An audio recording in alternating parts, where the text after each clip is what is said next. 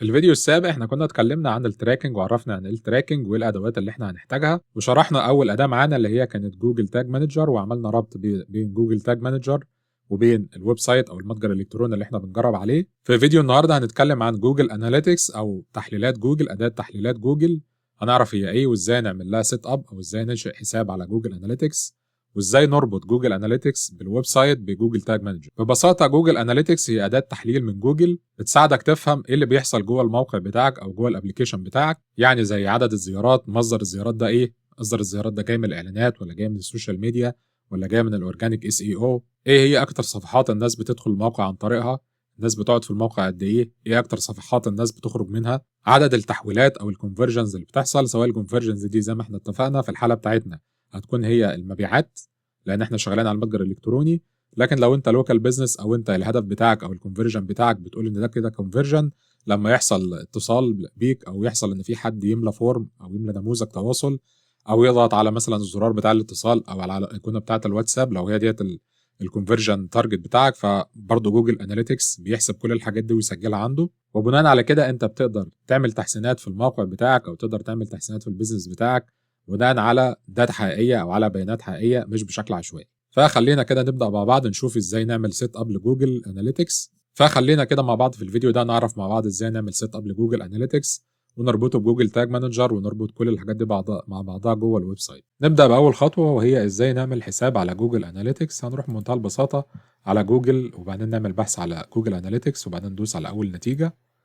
فطبعا لو انت مسجل الدخول اصلا فانت كده ايه خلاص بشكل تلقائي انت كده مسجل الدخول على جوجل اناليتكس، فهتدوس على جو تو اناليتكس هتفتح معانا الصفحه الرئيسيه بتاعه جوجل اناليتكس. فانت سيبك من البيانات دي، انت مش هيكون عندك اي بيانات، ده عشان بس بيانات موجوده من حسابات تانية. انت هتنزل تحت كده على علامه الترس او الادمن دي وتدوس عليها، وبعدين هتدوس هنا على كرييت وبعدين تدوس على اكونت، انت هتعمل حساب زي برضو ما عملنا جوجل تاج مانجر. هنملى البيانات ديت بعدين هننزل تحت هنا كده، ده كده يعني ايه بيقترح عليك ان هو يبعت لك ايميلات او تنبيهات لحاجات تخص الموضوع، فمش تفرق قوي يعني. هندوس هنا كده على نيكست بعدين هيطلب مننا هنا كده كرييت بروبرتي. فيعني خلينا نوضح الموضوع ده، ده كده الحساب، انت بتعمل حساب بتنشئ حساب وبعد كده تحته ممكن يبقى فيه اكتر من بروبرتي ده يعني ممكن تضيف عليه اكتر من ويب سايت او ويب سايت وابلكيشن وهكذا.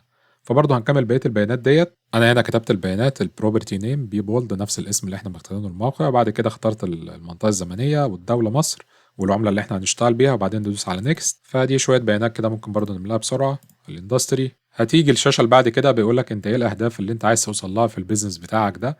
جنريت ليدز دي زي ما احنا قلنا، لو انت عايز ناس تتصل بيك او تتواصل معاك على الواتساب او تملى نموذج او ايا كان الهدف بتاعك. احنا هنا هنقول درايف سيلز مثلا، وعايزين نفهم الاندرستاند ويب اند اب ترافيك. اعتقد ده كده مناسب للحاله بتاعتنا. بعدين ندوس على كرييت، هيظهر معانا هنا كده برضو صفحه الموافقه على الشروط. تمام، ندوس على اكسبت بعد كده اكسبت اكسبت. هيسال بعد كده هو هيجمع الداتا دي بتاعته منين، من ويب ولا من اندرويد اب ولا من اي او اس اب. في الحاله بتاعتنا هنا طبعا احنا شغالين على ويب سايت، ندوس على ويب. هنملى البيانات بتاعه الموقع دي، فنروح كده للموقع بتاعنا سريعا ونسميها برضو بيبول نفس الاسم. فهنا بيقول لك كده الانهانسد ميجرمنت، يعني انت ايه البيانات اللي انت عايز تعمل لها قياس هنا. فيعني البيانات دي كافيه دلوقتي عشان بس ما نعقدش الامور، هنسيبها كده زي ما هي. لو دوسنا كده على فور مور هيبين لك كده يعني انت كده عايز تشوف البيج فيوز، يعني ايه اللي بيحصل في او الناس شافت صفحات ايه، السكرولز الناس نزلت في الصفحه، داسوا على انهي روابط، انهي بحث عملوه، فايل داونلود. فلو الحاجات دي مش مناسبه معاك، يعني خلينا نقول كده ان الحاجات دي مثلا في حاجات مش محتاجينها، فممكن ندوس على علامه الترس دي. السكرولز ماشي، الاوت باوند كليكس لو انت هتعمل بحث ماشي، مش عايز ممكن تقفل دي. الفورم انتراكشن هنا مفيش فيديو اصلا في الموقع بتاعنا ده، مفيش فيديوهات نشوف نقيس يعني الانجيجمنت بتاعتها، فممكن نقفلها. الفايل داونلودز برضو مفيش داونلودز هنا، ممكن نقفل دي كده وبعدين ندوس على سيف وبعد كده ندوس على كرييت اند كونتينيو. هنلاقي الصفحه دي فتحت كده بشكل اوتوماتيك، هو عشان حطينا الويب سايت او المتجر بتاعنا فهو عارف ان هو وورد بريس، فجاب الاقتراحات ديت. بيقول لك ان انت عايز تعمل انستول الوورد بريس ولا انستول مانوالي ولا انت هتعمل انستول عن طريق جوجل تاج، انت موجود عندك يعني. فخلينا بس نقفل الصفحه دي كده وبعدين ندوس هنا على ايوه، عايز الصفحه دي تفتح لنا الصفحه دي.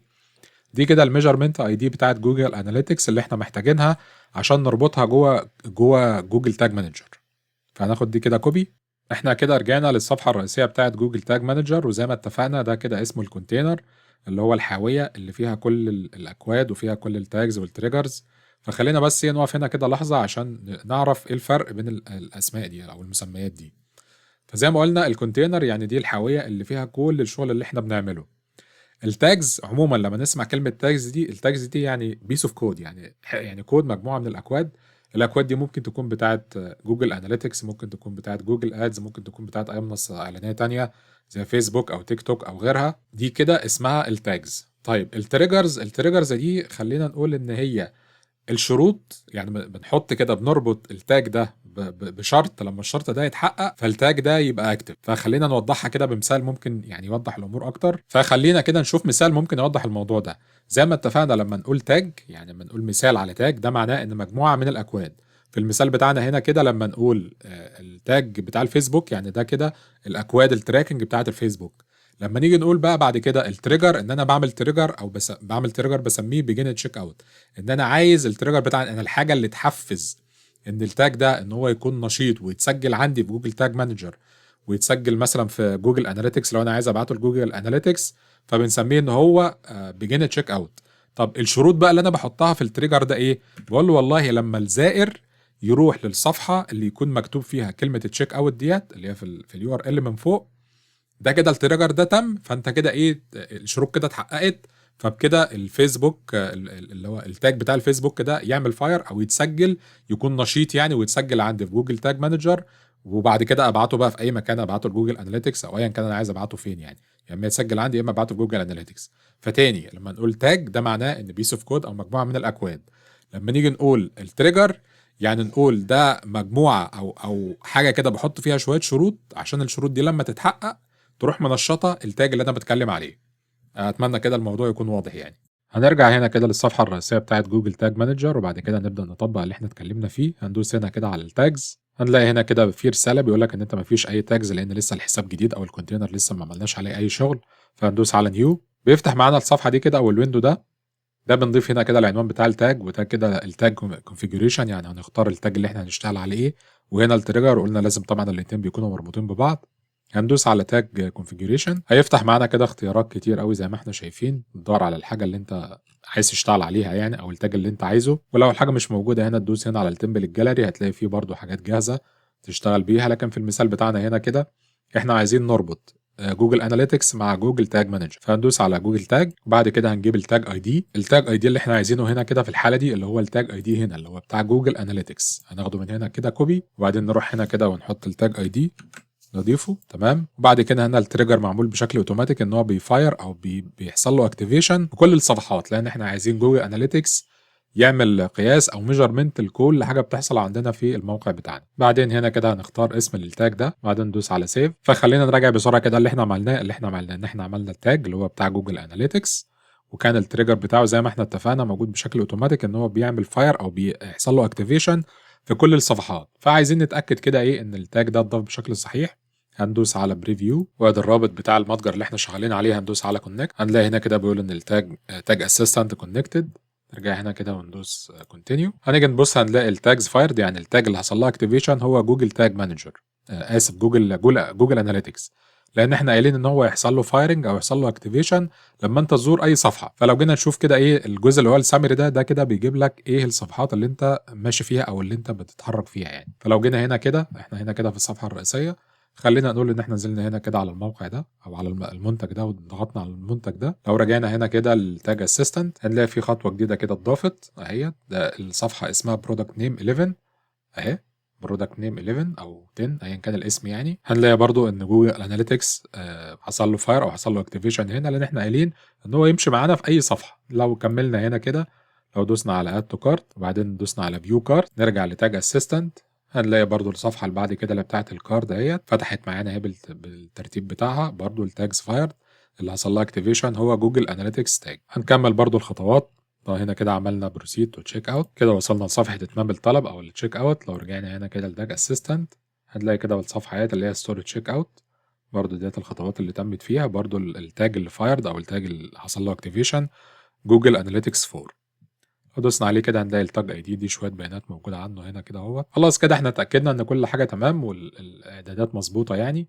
هنرجع بقى هنا كده، خلينا نقفل الصفحة دي ونقفل الصفحة دي. بعد كده نروح هنا على جوجل تاج مانجر، هنلاقي كده زي ما اتفقنا أي تغييرات بتحصل بتتسجل هنا. لو أنت ما عملتش سبميت خلاص هتبقى التغييرات ديّة ما حصلتش، ما طلعتش لايف يعني. فإحنا عشان نأكد التغييرات دي هندوس على سبميت، ونكتب برضه وصف كده مناسب إن إحنا مثلًا ضفنا جوجل أناليتكس 4 تاج في الخطوة دي. بعدين ندوس على publish، هنلاقي كده إن إحنا بقى معانا كده إيه version 3، وادي العنوان اللي إحنا ضفناه هنا أهوّة. نرجع بقى كده لجوجل أناليتكس، لإن إحنا كنا واقفين عند الخطوة دي، هنقفل هنا كده وبعدين ندوس next. طبعًا بيقول لك إن يعني تجميع البيانات محتاج بس شوية وقت. لو عملنا تاني كده بس إيه refresh أو زُرنا الصفحة دي بعد شوية، هنبُص نلاقي البيانات بدأت تظهر continue to home. خلاص كده أهو، كده البيانات بدأت تظهر. هنا بيقول لك هنا الناس الactive يعني، أو الزوار الactive في آخر 30 دقيقة هو 1 من مصر طبعًا، اللي هو أنا اللي عشان باجرّب يعني. فمع الوقت طبعًا كل البيانات ديّة بتبدأ يعني تتغيّر بقى على حسب يعني عدد الزيارات بتاعتك، وعلى حسب إيه اللي بيتم جوّه الويب سايت أو المتجر الإلكتروني بتاعك. وبكده نكون وصلنا لنهاية الفيديو بتاع النهارده، اللي عرفنا فيه كده معلومات بسيطة عن جوجل أناليتكس وإيه الأهمية بتاعته، وإزاي نعمل حساب سريعًا كده على جوجل أناليتكس، وإزاي نربط حساب جوجل أناليتكس بجوجل تاج مانجر بالمتجر أو الموقع اللي إحنا شغالين عليه. شكرًا على المشاهدة ونراكم على خير. السلام عليكم.